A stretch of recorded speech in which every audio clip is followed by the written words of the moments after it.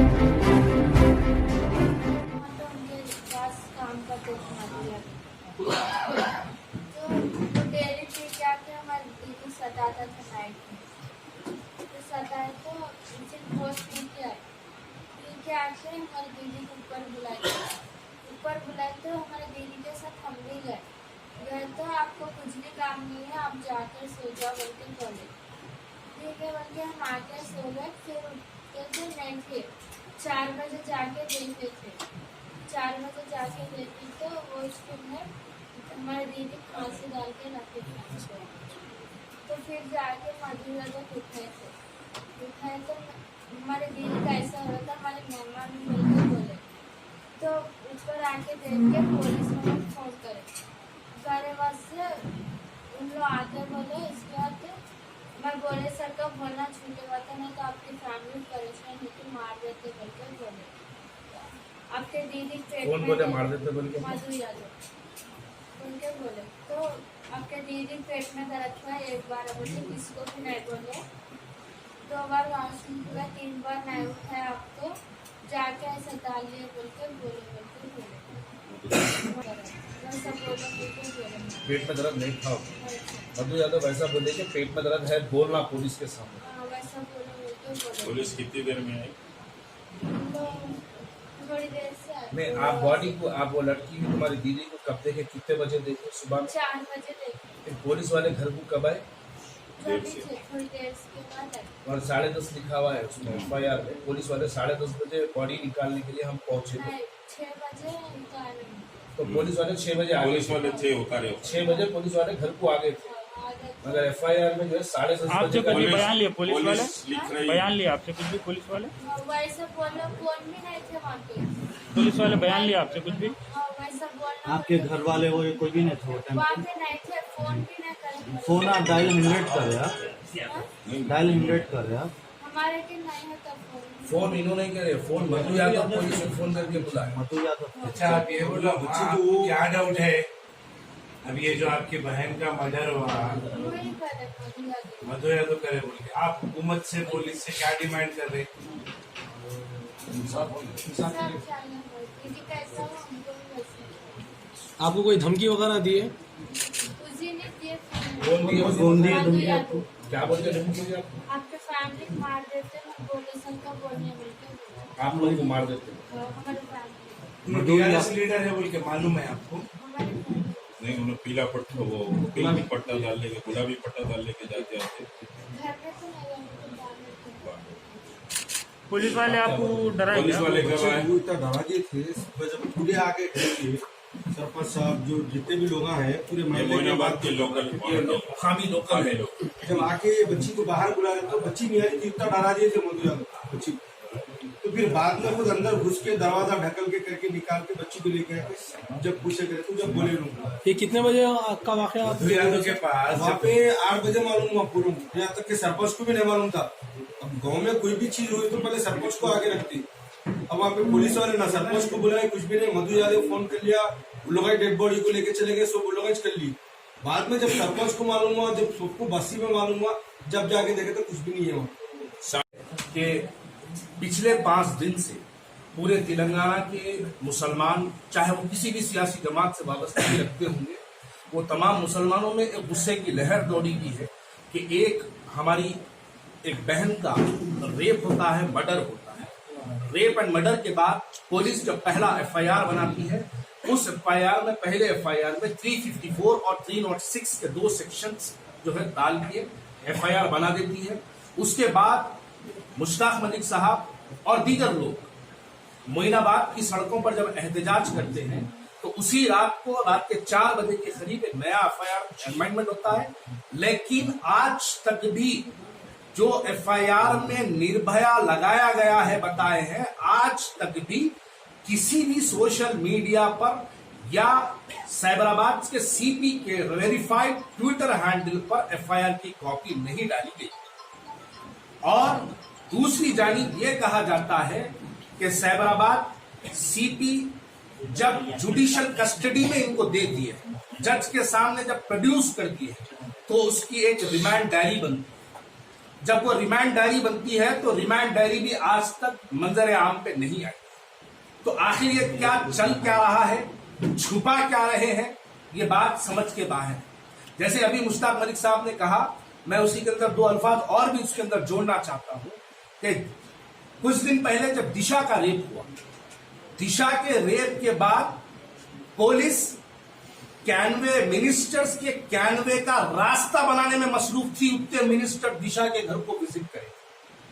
और हर national media, हर तेलुगु का state का जितना बड़ा मीडिया है, उतने तमाम मीडिया लोगों ने मिलकर दिशा के केस को हिंदुस्तान के हर चैनल तक पहुंचा। ये बच्ची की आवाज बिल्कुल इसको जो है आवाज को दबाने की मुकम्मल कोशिश है। बल्कि शर्मिंदगी की बात यहां तक भी कहता हूं कि मुकामी एमएलए, मुकामी एमपी या हमारे तेलंगाना जिसपे हम फख्र करते हैं कि यहाँ का होम मिनिस्टर हमारा मुसलमान है, यहाँ का डिप्टी चीफ मिनिस्टर हमारा मुसलमान है, हमारे मुस्लिम एक भी एमएलए को, मिनिस्टर को या मुस्लिम के एक भी एमपी को ये घर में काम करने वाली मुसलमान बच्ची के घर तक जाने की फुर्सत तक नहीं। आज हम सवाल करना चाहते हैं, जो लोग हिंदुस्तान भर के अंदर अपने आप को मुसलमानों का रहनुमा कहते हैं, मुसलमानों की जलसों के तकरीरों में बड़ी बड़े अल्फाजों का इस्तेमाल करते हैं, कहते हैं कि हैदराबाद में किसी की टोपी, किसी की दाढ़ी, किसी की मजाल वगैरह के अल्फाज इस्तेमाल करते हैं, लेकिन आपके महल से सिर्फ 8 किलोमीटर की दूर पर यह बच्ची का घर है। आप आज तक भी उस घर को नहीं गए।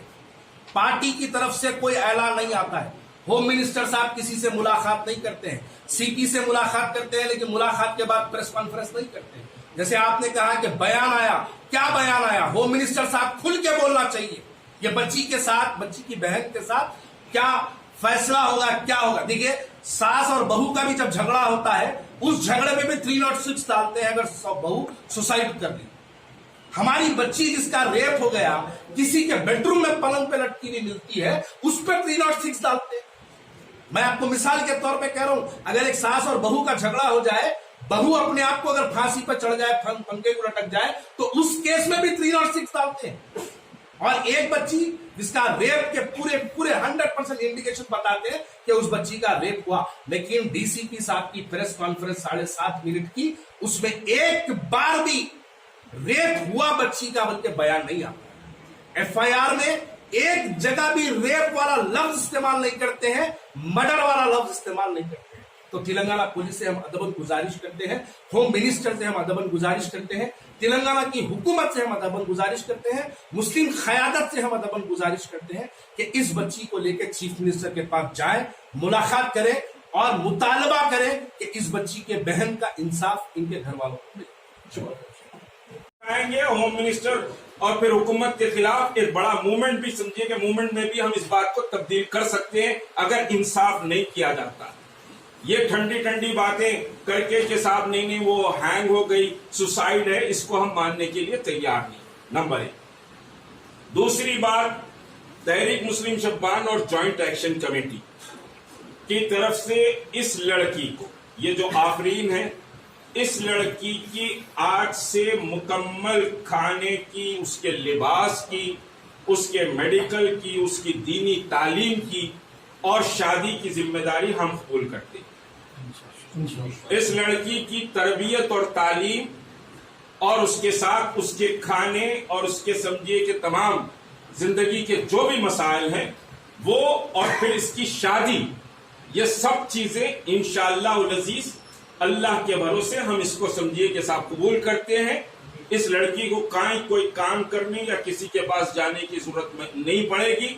और इस सिलसिले में समझिए कि जब हम ये फैसला करें तो जनाब बिलाल साहब ने इस सिलसिले में 50,000 रुपीज की रकम समझिए कि देने का वादा किया है कि इस सिलसिले में 50,000 रुपीज फर्स्ट कमिटमेंट बिलाल साहब की तरफ से समझिए आया है। और हर महीना इस बच्ची का राशन पानी सारे जरूरियात की चीजें तहरीक मुस्लिम शब्बान के कारकुन उसके घर ले जाकर पहुंचाएंगे, ताकि बच्ची कैसी है क्या है एक राब्ता भी हमको रहे, एक राब्ता हम बच्ची से रखें। इसकी तालीम और तरबियत का भी इंतजाम समझिए कि हम करेंगे, कुरान समझिए कि पढ़ाई जाएगी और दीनी तालीम का पूरा इंतजाम भी इस लड़की के घर पर हम करने का फैसला किए। तो हुकूमत से जो सवालात है वो बाकी रहेंगे और इस सिलसिले में हम कोई नरमी नहीं बरतेंगे, कोई खामोशी नहीं बरती जाएगी। लैंड ग्रैबर्स मिलकर इस मसले को दबा देना चाह रहे थे। मधु यादव भी लैंड ग्रैबर है और कुछ लैंड ग्रैबर जाहिरी तौर पर आवाज उठा रहे थे ताकि ये मसला दब जाए, लेकिन ये मसले को समझिए पूरी ताकत से, कुव्वत से हमने उठाया है और इसको समझिए जब तक के मुजरिम को सजा नहीं मिल जाती, मुजरिम को कानून के दायरे में सजा नहीं मिल जाती, उस वक्त तक हम खामोश नहीं बैठेंगे। बच्ची की जिम्मेदारी हमारे जिम्मे रहेगी। अब बच्ची समझिए कि कुछ कहेगी उस रोज के हालात पर, आप बच्ची से सवाल कर सकते हैं। इसमें बड़ी ताकत है, आप इस फैमिली का साथ दें, ये मेरी पहली क्योंकि ये इंसाफ का मसला है और इसमें समझिए कि इंसानियत का भी मसला है। अब मैं बहैसियत मुसलमान कहूँ तो अल्लाह इसका अजर भी देगा। दूसरी बात यह है कि उत्तर प्रदेश में अभी एक दलित लड़की का इज्तिमाई रेप हुआ और फिर उसके बाद जो इंतहाई घिनौनी हरकत, यानी मुल्क किस तरफ जा रहा है वो समझिए कि इंतहाई तकलीफ दे बात है कि उस बच्ची का रेप होता है, फिर वो बच्ची मर जाती है, तो रात 3 बजे उस लड़की की लाश को ले जाकर माँ बाप को घर में टोटल पुलिस कॉर्डन ऑफ कर देती है। माँ बाप तड़प रहे हैं कि हमारी बच्ची को हम देख लेना चाहते हैं, खाली पुलिस उनके माँ बाप बच्ची की लाश को भी नहीं बताती और पुलिस खुद समझिए उसको जला देती है, उसका फिनरल करती है। तो ये मुल्क के लिए इंतहाई शर्मनाक बात है। जहां हैदराबाद का ये वाकया तेलंगाना के लिए शर्मनाक है, वहीं उत्तर प्रदेश की हमारी दलित बहन का जो वाकया है वो मुल्क के लिए शर्मनाक है कि माँ बाप को भी उसकी लाश को देखने की समझिए के साथ इजाजत नहीं दी गई। तो ये योगी हुकूमत, बहरहाल हम चीफ मिनिस्टर से, तेलंगाना के चीफ मिनिस्टर से भी गुजारिश करेंगे कि अन्ना आप समझिए कि चंद्रशेखर राव बाकी रहे, आप समझिए योगी न बने। उत्तर प्रदेश का जो हाल है आप तेलंगाना का वो हाल न करें, इस बच्ची के साथ इंसाफ करें। लगातार ऐसे मामलों में खाली बयाना होते रहते, लेकिन 2-4 दिन जाने के बाद वो भूल जाते। अभी मैंने कहा कि इस केस को जब तक कि सजा नहीं मिलेगी हम खामोश नहीं बैठेंगे और बच्ची को टोटल टेक केयर हम करेंगे इंशाल्लाह। तो फिर 10 बजे मिला, जबकि पुलिस पहुंची बच्ची के बयान के मुताबिक पुलिस सुबह 4 बजे के बाद 4:30 बजे के बाद पुलिस पहुंची। और दूसरी चीज, उम्र का बड़ा वेरिएशन, पुलिस के FIR में 18 ईयर्स लिखा गया, पुलिस के प्रेस नोट में 20 ईयर्स लिखा गया। ये भाई मौजूद है, इसकी डेट ऑफ बर्थ 1995, ये सलमान है, ये बच्ची का बड़ा भाई, इसकी डेट ऑफ बर्थ 1995 है एज पर आधार कार्ड मधु यादव के पास ही है। बच्चियों का आधार कार्ड भी वो समझिए रख लिया है, उनकी फैमिली आधार कार्ड भी नहीं दी। ये बच्चा जो है 25 साल का है। इनकी फूफी का बयान ये है कि जो बच्ची मरहुमा है उनकी बेटी के साथ वो बच्ची पैदा हुई, उस बच्ची की उम्र 22 साल है, क्योंकि उनकी बेटी की उम्र भी 22 साल है और ये बच्चे के पैदा होने के 2.5-3 साल के बाद इनकी बहन पैदा हुई।